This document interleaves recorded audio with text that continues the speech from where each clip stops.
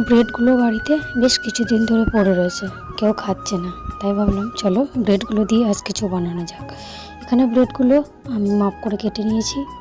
তারপরে এখানে আলু সেদ্ধর মধ্যে দিয়ে দিলাম আদা রসুনের পেস্ট, লঙ্কার গুঁড়ো, ধনের গুঁড়ো, জিরের গুঁড়ো আর একটু লবণ, তারপর ধনেপাতা দিয়ে ঠিক এভাবে আলুর পুরটা রেডি করব।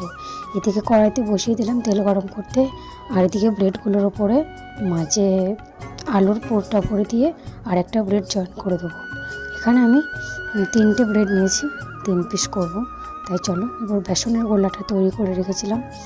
নুন, হলুদ, লঙ্কার গুঁড়ো, ধনের গুঁড়ো, জিরে গুঁড়ো, সামান্য সব কিছু দিয়ে বেসনের গোলাটার মধ্যে ব্রেডগুলো দিয়ে গরম গরম পরিবেশন করলাম ব্রেড পকোড়া।